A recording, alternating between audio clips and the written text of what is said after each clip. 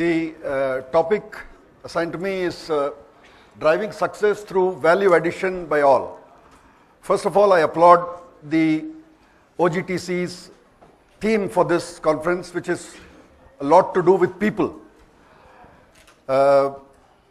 Celebrating people and our HR function is really a great move, and so I would like to share some of my thoughts. We are talking about people, purpose, and passion. And then there are the people in HRD whose passion is people. So, a short introduction about Asmara. Asmara is a global sourcing company, and we were born in Indonesia. And the word Asmara is a Bahasa Indonesian word, and it means love or passion. So it was an interesting connection. That's why I decided to show this. People are a company's biggest asset and also one of the biggest expenses. So it's something which has to be managed very thoughtfully. People have the ability to work solo or work in teams. They can lead, they can decide, they have intelligence as well as emotions. And since there's a lot of correlation and it's going to happen more and more in the future with technology coming into our business, finally it's people who create these technologies, and people will always be required to continue to man and improve on these technologies. Purpose. I read a quote: money, while necessary, motivates neither the best people nor the best in people. Purpose does.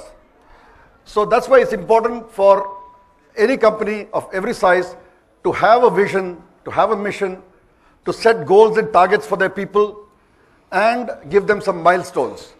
This basic purpose is what then drives the people to perform. Now I come to the concept of value addition.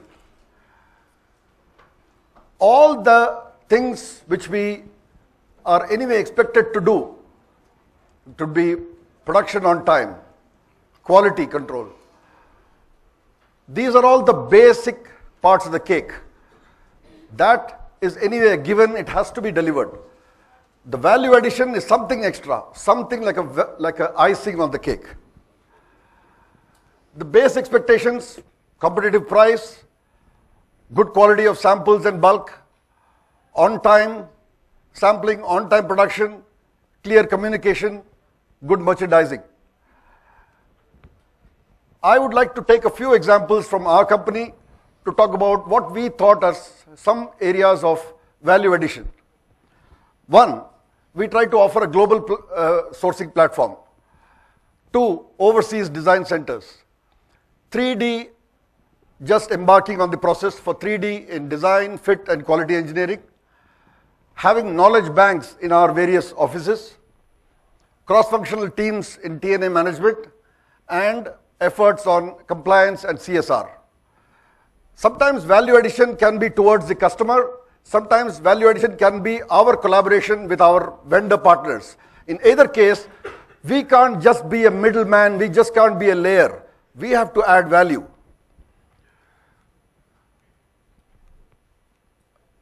We have 10 sourcing offices, and we are producing in 13 countries. And we also have marketing offices. And we are trying to give customers an option of selecting the right country for the right product and derive certain advantages. Could be price, could be quality, could be duty-free, etc. We see this as one reason to be spreading ourselves into different countries. Overseas design centers. We have one design center in New York and one in Barcelona. The reason is we found from interaction, the mindset of customers is that North American clients often travel to Europe to do their store check, to do their market intel. Customers from Europe go to New York and LA to do the same. So we've given them an option, when they're coming across to the other continent, meet our colleagues who are in these offices and take a different point of view. So North American clients are liking this idea. They come to our Barcelona office, spend a half day or spend a day and discuss new trends, new ideas. And these offices are all collaborative, and they are also sending these trends to customers on demand. 3D in designing, fit and quality engineering. Here, the technology has to be finally used by people, and so the traditional designers, the traditional pattern technicians, they have to also learn, amend themselves and be prepared for using these technologies. So I have a small video here. It is about 3D.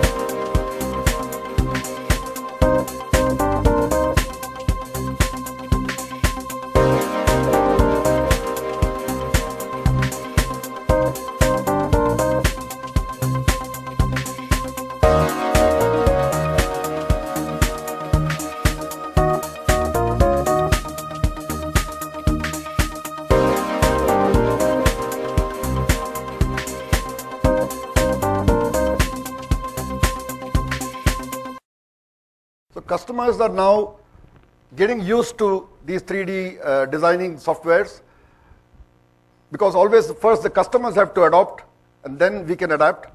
So it's coming and we'll have to be prepared. The role of the designers will also become more like technical designers. An entire collection can be simulated on 3D and presented. So you show maybe a collection of 25 styles, buyer picks up 5 or 6, you go into sampling only for 5 or 6 styles. So you're going to save a lot of cost, and this seems to be a good win-win situation. So 3D for both collection making, you can play around with colors, fabrics, prints, and then going on to create patterns is going to be happening a lot in the next 3 years. Knowledge bank. We found that to have a knowledge bank in every office is important. When an office specializes in a certain category, they make sure that they have those case studies of all that they've gone through. They have a lot of all the manuals available, and they have specific examples. If an office is doing down jackets, they have pillows ready-made with 90-10 down, 80-20 down, 50-50 down, fake down, polyfill, so the customers can look at it. We use these knowledge banks for training our own people, for the internship students to come and learn, and more interestingly, customers have also started coming and spending a lot of time in these knowledge banks because they are open to say that this is something I didn't know. They spend time to learn. So knowledge bank is something we've now implemented in all our offices. 5 is on 2 areas where we collaborate with our vendors and try to add value is intensive cross-functional teams for TNA management. So we go to our vendors' premises, sit with teams, which definitely must include merchandisers and tech and QA, and together they thrash out the TNA and the status and try to work out solutions to try to stick on time. These interactive meetings has resulted in on-time performance of 99%. So the teams get motivated by the result and it becomes a perpetual cycle. So intensive cross-functional teams is something we feel is a very good value addition. On the area of compliance and CSR, it's a value-added service to customers. It's also a value-added service to our vendors. It's a representation of our company values, and it reinforces our employees' belief in our companies if we are participating in CSR. So it is something which makes people proud to be working and associating with a company. On passion, one of our designers is a Vietnamese girl. She recently presented her entire collection at the Ho Chi Minh fashion show. So a lot of such cases of staff from different parts of the world doing something extra, doing something passionate abound, and I try to collect these for our to share with our different offices. How to drive passion and who drives passion? Certainly from the top. So passion is something to be driven by the owners, the directors, and the senior leaders in the company. So we found some of the formulas is that to find the right people, competent, talented, dynamic, and hungry people, put the right person in the right job and get out of the way. It's very easier said than done, but if you try to do that, that is something which really opens up people's passion. Give people a good work environment. Very important. They like to work in a pleasant place, a happy place, and where they have the freedom to really contribute. Review performance and separate from the wrong people. So create a culture where you attract the right people, people with similar values, but if for whatever reasons it's not the right fit, don't be afraid to separate. So we feel that these were some things which helped us in finding passionate people and continuing to keep their fire burning. And of course, reward, train, and retain the good performers. A few examples from our different country perspectives. Chinese employees, they are entrepreneurial, and therefore each BU becomes an organization within an organization. They all like to have a 3-year plan for themselves, and they seek guidance from the leadership. They don't jump over the boss. They wait for their turn to come up. People in Turkey, they prefer a respectful and positive environment. They like appreciation of their work, which turns into words, action, and money. So they are clear about that.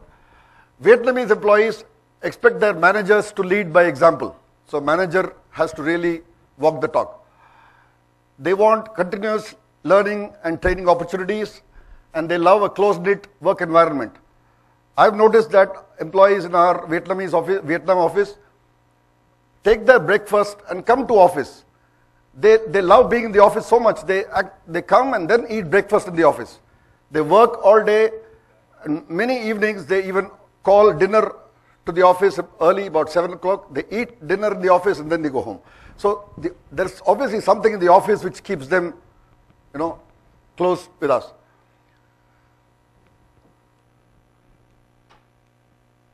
Indonesian employees, they expect to be treated with respect. They need clear, unambiguous directions, exactly what is to be done.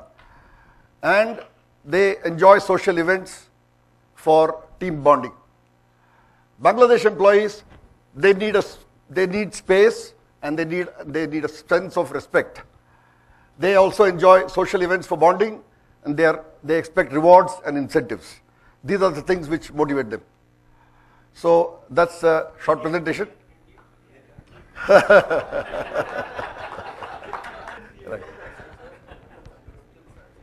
So thank you very much. And the presentation has, well, completed well in time. We still have 15 minutes more. Do you have any questions and answers to anything? The essences I see coming from a similar buying house or the manufacturing experience is that the essence of the entire presentation has been, and many times has been repeated, has been that you need to set your goals. You need to exceed expectations of customers' expectations. Speed to market, whether it is 3D, whether it is communication, speed to market is the breaking barriers today. And may I add over here, when you say value addition, while value addition is so important, the pricing to value addition and the costing today in the competitive market, in the global market, is extremely important. Cross-functional teams, the only dictum I have is that in the cross-functional team, people shouldn't be cross. You know, they really are making multi-talent teams, but I always find there's a barrier of cross-functional team where people are getting crosses, and it becomes a challenge over there. And obviously, a great idea is the library and the knowledge bank, which will always help you to, in your manufacturing syndromes, to have a knowledge bank. So these has been very well put up, and anything you have question and answers to Venky, please do.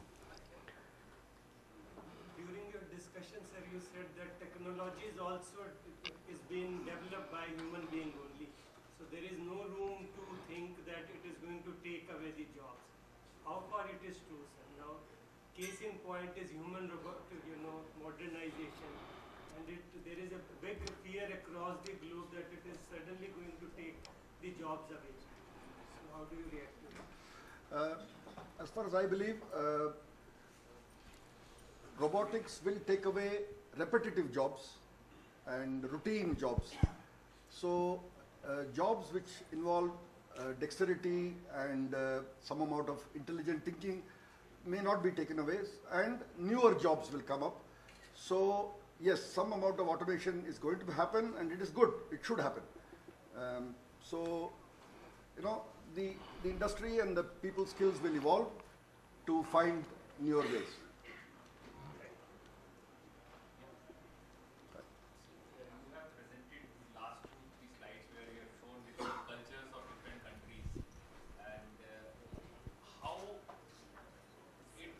The performance of factories in different countries because of understanding of the culture of the country, and how do you find it different between India, Vietnam, Bangladesh, China? So is it a really important point to understand in your business? The people at managerial level have to understand the ethos of the country and the people. So you know, just sheer pushing and shouting is not going to work. So you have to understand the country and what areas they need help. For example, Vietnam, they came from a CM background, cut-make background. So even now, you have to spoon feed them. You have to, when the order comes, you help them literally to prepare the purchase order for materials. We order everything on behalf of the factory. Literally, they just sign the PO or make the payment. So you have to understand where each country is in the chain and give them that kind of support. So basically, the managers have to know the country and then handle it accordingly. What about India? Like, how do you handle in India? The same question which everybody asks. India is always most complicated compared to many other countries. So India, you have to find the one nerve center person who's decisive. If you go in with a group, then nothing gets done. So we have to find decisive people with our partners, through whom literally to get the job done.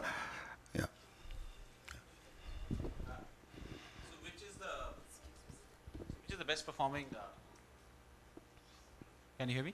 Yeah. Which is the best performing country in terms of quality and on-time delivery? Okay. Across your... Yeah. Interestingly for us, the country with the best performance in terms of quality and delivery is Vietnam, number one, and Bangladesh, number two. Hi, morning. I have a question. Yeah. You know, these days the competition is not about, you know, between us, Indian exporters, you know. I can see it is between countries as well. You have sourcing offices across the world. You have in Indonesia, in Bangladesh, you have other sourcing destinations. So I want to know your insight on the sourcing trends. Because, you know, Indian exporters are really struggling on the cost as of now. The labor cost is increasing. They're not able to scale the efficiencies. They're not able to invest on, for example, Mr. Prashant gave an example of Brandix. You know, very less exporters are going that route these days. So how to make a balance of value addition to the scale? We hardly had any big exporters these days in our industry. So I want to know your insight on that. Yeah. You see, China has such a big domestic market and their factories have so much of opportunities to produce for local that is still going to take away a lot of their capacities, and that threw up the bigger opportunity for the rest of the countries. And India sometimes gets tangled in its own policies, and even now we hear talks about some revamping of duty drawback. These are not always good signals for a country which needs this industry so much as part of their Make in India initiative and for employment. So the country which is really leveraging these opportunities by focusing completely in it is Vietnam, making use of all the right opportunities, whether swinging with America or with EU. So we have a lot to learn from them, and for all the countries, for particularly India, to scale up with these opportunities. Sorry, just repeat the last part of your question. Yeah. For us, like, you know, sitting in India, when you know that government is not really supporting the industry, you hear a lot about drawbacks being, you know, taken off, and labor costs being, you know, increased. So I really do not see, you know, when you talk about the scale, the making cost has to really compete in the world these days. I mean, I can't expect to be competitive, you know, to a Bangladesh exporter. I can't be expected to be maybe Sri Lanka, which is like USA duty free. Okay, I got. So basically, one interesting thing is that among all these top 7-8 players among countries, there is not a big difference in the minimum wages. And so, you know, Tirupur makes t-shirts cheaper than Bangladesh.